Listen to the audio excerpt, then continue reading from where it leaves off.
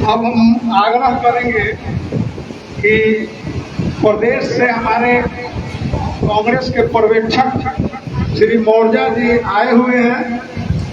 हम आग्रह करेंगे आप लोगों से कि जोरदार ताली के साथ उनका स्वागत कीजिए। श्री मौर्य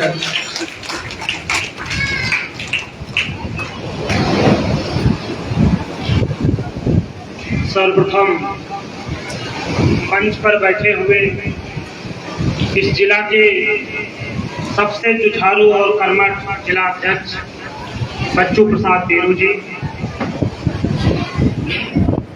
हमारे बीच में शिक्षा के क्षेत्र में लोहा मनवाने वाले और वर्तमान समय में इस गलखा विधानसभा में अपनी मेहनत, अपनी तपस्या और अपने लगन के बदौलत विरोधी पक्षों की राजनीति को दांतों तले चना चबवा देने का काम कर रहे प्रोफेसर राजकुमार विद्यार्थी सर, हमारे बीच में उपस्थित महिला जिला अध्यक्ष पूर्णिमा यादव जी,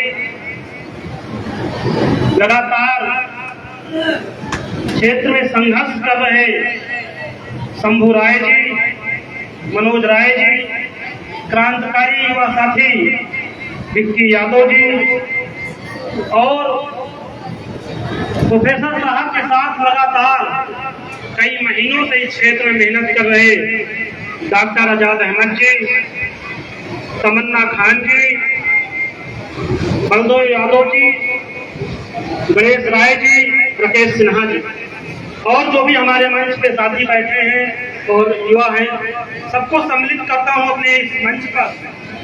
अभी हम लोगों ने आजादी के दीवानों के आदर्शों को याद करते हुए इस सरजमी पर जन्मे इंद्रदेव चौधरी जी के मूर्ति पर माल्यार्पण किया। जब हम माल्यार्पण कर रहे थे तो हमें याद आ रहा था कि आजादी की लड़ाई कितने संघर्षों से लड़ी गई। जब हमारे देश में आजादी की लड़ाई लड़ी जा रही थी तो हमारे देश में एक विचारधारा थी कि हमारे देश में जब देश आजाद हो जाएगा सभी को हक अधिकार मिलेगा तो इस देश में कल्याणकारी राज्य की स्थापना की जाएगी। परम पूज्य बाबा साहब भीमराव अम्बेडकर जी ने संविधान के माध्यम से हम सभी के लिए हक अधिकार दिए थे। लोग जन कल्याणकारी राज्य की स्थापना करने के लिए उन्होंने सिद्धांत संविधान में दिए थे। हम सभी के जीवन जीने का अधिकार, हक अधिकार, मूल अधिकार के रूप में संविधान में दिया था।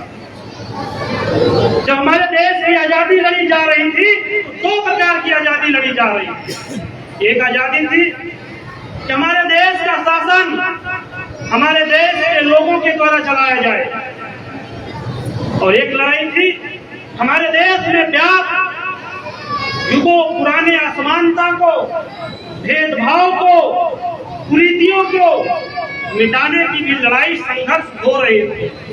परम पूज्य बाबा साहब भीमराव अम्बेडकर जी दो प्रकार की लड़ाई लड़ रहे थे। आजादी के बाद जबकि देश में कांग्रेस की सरकार बनी तो हम सभी के हक और अधिकार के लिए योजनाएं लागू की।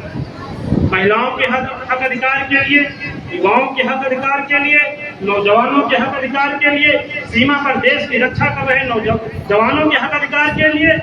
लेकिन वर्तमान में क्या हुआ? जब से 2014 में केंद्र की सरकार आई बीजेपी की, हमारे देश को गुमराह करने का काम किया गया।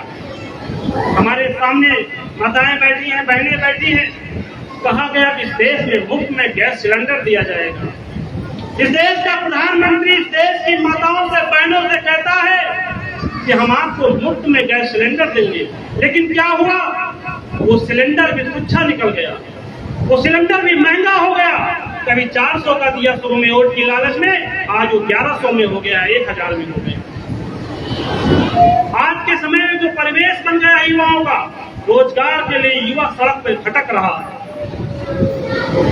लोग स्वास्थ्य के नाम पे हर जिले में सरकारी चिकित्सा व्यवस्था है, लेकिन जब आप वहां पर जाते हैं इलाज करने के लिए, कराने के लिए, तो वहां पर जो गार्ड होते हैं ना, गरीब देख करके वो भी धक्का दे देते हैं।